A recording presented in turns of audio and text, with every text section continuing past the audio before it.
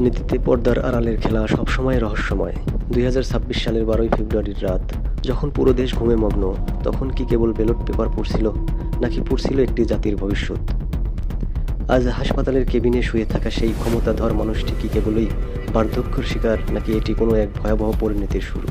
ভোটের সেই রাতে যখন প্রতিটি কেন্দ্র ছিল একটি নীল নকশার দাবার বোর্ড, তখন কোন অশুভ সংকেতে রাজপথ ছেড়ে ঘরের কোণে আত্মগোপন করেছিল জামায়াত ইসলামী?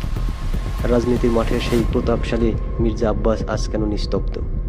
আজ আমরা নিউজ লাইভ বিডিএর বিশেষ আয়োজনে উন্মোচন করব এমন এক রক্তহিম করা সত্য, যা শুনলে আপনার শরীর শিউরে উঠবে। নেপথ্যর সেই মাস্টার মাইন্ডরা কি তবে সফল? চলুন পর্দা সরানো যাক সেই জঘন্য ষড়যন্ত্রের উপর থেকে। রাজনৈতিক অঙ্গনে এখন একটি খবর দাবানলের মতো ছড়িয়ে পড়ছে। মির্জা আব্বাস গুরুতর অসুস্থ, কিন্তু এই অসুস্থতার খবর ছড়িয়ে পড়ার সাথে সাথেই সামাজিক যোগাযোগ মাধ্যমে শুরু হয়েছে কাদা ছোড়াছড়ি। বিএনপির সমর্থকরা আঙ্গুল তুলছেন নাসির উদ্দিন পাটোয়ারির দিকে, কিন্তু সত্য কি এতটাই সরল? আমাদের অনুসন্ধানে উঠে এসেছে এক চাঞ্চল্যকর তথ্য। মনোনয়ন নিয়ে দলের ভেতর মির্জা আব্বাসকে আটকানোর জন্য এক গভীর নীল নকশা তৈরি হয়েছিল।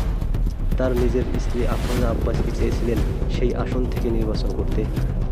যখন মির্জা আব্বাসকে জোর করে সামনে আনা হলো, তখনই কি শুরু হয়েছিল এক মানসিক যুদ্ধের। ঢাকা ব্যাংকের মালিকানা থেকে শুরু করে গণপূর্ত মন্ত্রণালয়ের সেই দিনগুলো কোথা থেকে এলো এই পাহাড় সমান সম্পদ? বাবার ভিটেমাটি বিক্রি করে কি এই সাম্রাজ্য গড়া সম্ভব? যখন ক্ষমতার দাপট থাকে তখন মানুষ অনেক কিছুই ভুলে যায়, কিন্তু যখন শরীর সাথ দেয় না, তখন কি সেই সব পুরনো পাপের বোঝা স্মৃতি হয়ে ফিরে আসে? মির্জা আব্বাসের ব্রেইনের উপর যে প্রচণ্ড চাপ, তা কি নাসিরুদ্দিন পাটোয়ারি দিয়েছেন, নাকি দলের ভেতরকার সেই সব বন্ধুরা দিয়েছেন যারা সবসময় তাকে সরিয়ে দিতে চেয়েছিল? ১২ই ফেব্রুয়ারির সেই বিভীষিকাময় রাত। এবার ফিরব ২০২৬ সালের ১২ই ফেব্রুয়ারি, যে নির্বাচন নিয়ে খোদ আওয়ামী লীগের ভেতরেই এখন হাসাহাসি চলে। বাড্ডার এক প্রভাবশালী আওয়ামী লীগ নেতার স্ত্রী যখন ভোট দিতে যান, তখন প্রিজাইডিং অফিসার তাকে অবাক করে দিয়ে বলেন তার ভোট নাকি আগেই দেওয়া হয়ে গেছে। ২০১৮ সালের রাতের ভোটের সেই ভয়াবহ স্মৃতি যেন ২০২৬ সালে আরও নগ্নভাবে ধরা দিল।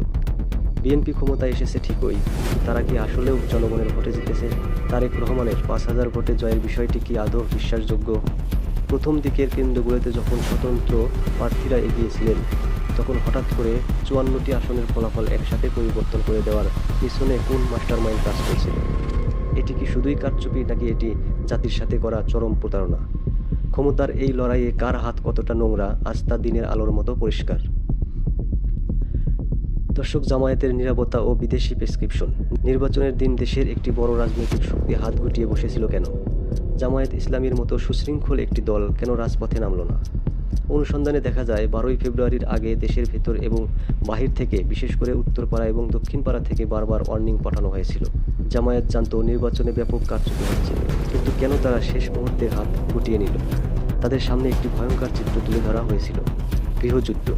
যদি জামায়াত মাঠে নামত, তবে ভারত এবং আওয়ামী লীগ সেই সুযোগটি নিত। বিদেশি হস্তক্ষেপের পথ প্রশস্ত করা হতো দেশের সার্বভৌমত্বের কথা চিন্তা করে, এবং কোনো এক বিশেষ শক্তির গোপন পরামর্শে তারা সেদিন বুকে পাথর বেঁধে নিরাপত্তা পালন করছিল। এটি কি দুর্বলতা, নাকি এক বিশাল রাজনৈতিক জোর? দর্শক, সিঙ্গাপুর, বিলাসিতা ও হাদির দীর্ঘশ্বাস। নিয়তির এক নির্মম পরিহাস দেখুন।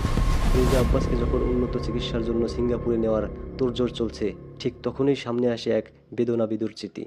একই সিঙ্গাপুরের হাসপাতালে অবহেলা আর বিনা চিকিৎসায় নিভে গিয়েছিল দেশপ্রেমিক শহীদ শরীফ ওসমান হাদির প্রাণ। প্রকৃতির কি নির্মম বিচার! একই শহর, কারো জন্য বিলাসবহুল শেষ আশ্রয়ের চেষ্টা, আর কারো জন্য আজীবন সংগ্রামের রক্ত ভেজা শেষ গন্তব্য। যারা জনগণের টাকা লুটে বিদেশের হাসপাতালে জীবন ভিক্ষা চান, তাদের মনে রাখা উচিত হাজারো হাদির দীর্ঘশ্বাস আর জুলাই সনদের প্রতিটি অক্ষর আজ আপনাদের বিচার করার জন্য প্রস্তুত হয়ে আছে। দর্শক, ভবিষ্যৎ রাজনীতি ও উপসংহার। রাজনীতিতে রাজাকার শব্দটি এখন একটি হাতিয়ারে পরিণত হয়েছে, কিন্তু যারা নির্ভীক তারা এই তকমাকে ভয় পান না। আসল রাজাকার তো তারা, যারা দেশের স্বার্থ বিকিয়ে দিয়ে বিদেশের মাটিতে পা চাটে। আজকের বাস্তবতায় দাঁড়িয়ে প্রশ্ন, তারেক রহমান কি পারবেন এই ইন্ডিয়া ফ্যাক্টর থেকে বেরিয়ে আসতে? তিনি যদি ইন্ডিয়ার কাছে দেশ বিক্রি না করেন, তবে আমাদের কোনো আপত্তি নেই, কিন্তু যদি দেখা যায় সেই একই পুরাতন নীল নকশা বাস্তবায়ন হচ্ছে, তবে মনে রাখবেন বিদ্রোহের যে আগুন আমরা জ্বালিয়েছিলাম তা আবারও জ্বলে উঠবে। পরিশেষে দর্শক, মির্জা আব্বাস আজ জীবনের কঠিন সময় পার করছেন। একজন মানুষ হিসেবে আমরা তার সুস্থতা কামনা করি। তিনি যেন সুস্থ হয়ে সুস্থ ধারার রাজনীতিতে ফিরে আসেন। কিন্তু ইতিহাসের কাঠগড়ায় যে বিচার শুরু হয়েছে তা থেকে পালানোর পথ কি কারো আছে? সত্যর সন্ধানে আমাদের এই যাত্রা চলবেই। নিউজ লাইভ বিডির সাথেই থাকুন। ধন্যবাদ দর্শক। পরিশেষে একটা অনুরোধ করব, আমার এই চ্যানেলে যারা নতুন অবশ্যই সাবস্ক্রাইব করে বেল আইকনটি চেপে দিবেন। আর যারা ইতিমধ্যে সাবস্ক্রাইব করেছেন তাদেরকে অসংখ্য ধন্যবাদ। সকলেই ভালো থাকবেন, সুস্থ থাকবেন। দেখা হবে পরবর্তী ভিডিওতে। আল্লাহ হাফেজ।